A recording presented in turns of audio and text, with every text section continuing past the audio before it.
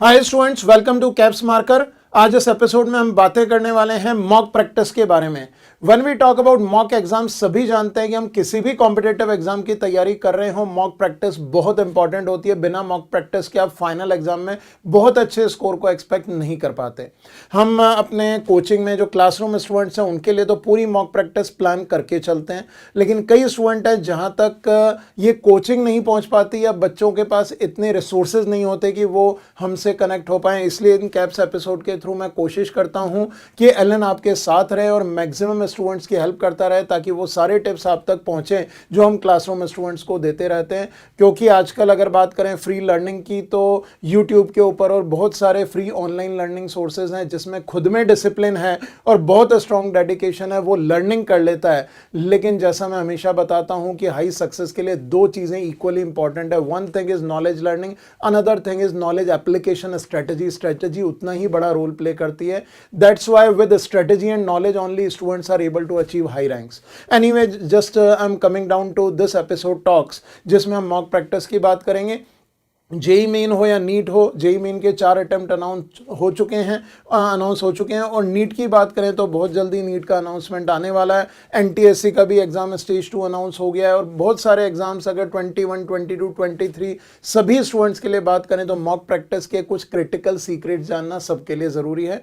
क्योंकि mock practice का मतलब ये नहीं है कि 3 घंटे बैठ के एक्चुअल पेपर जैसे पेपर को टाइम बाउंड देना। बहुत सारी चीज़ों का आपको ध्यान रखना होता है अगर आप अपनी एफिशिएंसी को हाई करना चाहते हैं। तो उन स्टूडेंट्स के लिए भी मैं चाहूंगा, बहुत इंपॉर्टेंट एपिसोड ये रहेगा जो अभी क्लास 10th में है, जिनको मैंने सजेस्ट पहले भी किया था कि अपन वेट ना करें, क्योंकि अप्रैल या मई तक शायद एक्सटेंड हो सकते हैं बोर्ड एग्जाम, जिस वजह से आप अपने अभी के टाइम को फुल्ली जेई नीट की जो भी आप चाहे क्लैट या सीए जिस लेवल पे तैयार करना चाहते हैं अपने कंपटीशन की तैयारी शुरू कर दीजिए। That is going to give you an additional edge in national competition. So let's talk about some critical factors and strong factors for mock practice, कि आप अपनी मॉक प्रैक्टिस को स्ट्रेंथन कैसे कर सकते हैं, कैसे स्ट्रॉन्ग मॉक प्रैक्टिस की जा सकती है।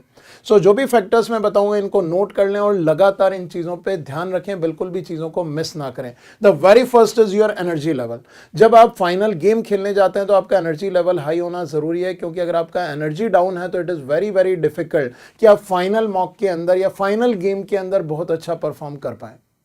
कई स्टूडेंट्स से डेली मॉक प्रैक्टिस करते हैं, अगर सिलेबस खत्म हो गया तो डेली टेस्ट देते रहते हैं। बेटा, डेली टेस्ट किसी वर्कशॉप में देना is fine for few days, 4 days, 5 days, 7 days, but right before exam daily test क्या करता है, आपकी एनर्जी को पूरी तरह से किल कर देता है। आपने कभी नहीं देखा होगा कि किसी क्रिकेट या किसी भी गेम के फाइनल मैच से पहले कोई मैच रखा जाता हो, सेमीफाइनल फाइनल में गैप रखा जाता है ताकि प्लेयर्स अपनी एनर्जी को रिकलेक्ट कर सकें, रिलैक्स कर सकें, ताकि फुल एनर्जी के साथ रिचार्ज्ड ब्रेन से वो फाइनल मैच खेल सकें। चाहे गेम कोई भी गेम हो, आपने हमेशा ये सुना होगा कि वो गेम हमेशा दिमाग से खेला जाता है, बॉडी से तो खेलते ही हैं हम। जैसे मैंने अभी अभी बताया कि नॉलेज से तो आपको गेम खेलना है, लेकिन दिमाग से स्ट्रेटजीज भी लगानी है, तभी आप जीत पाओगे।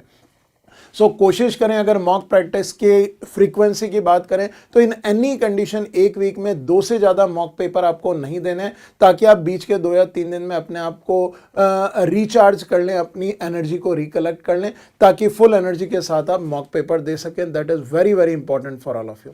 Second important factor is your mental peace. Exam में जाने से पहले मेंटल पीस होना ज़रूरी है।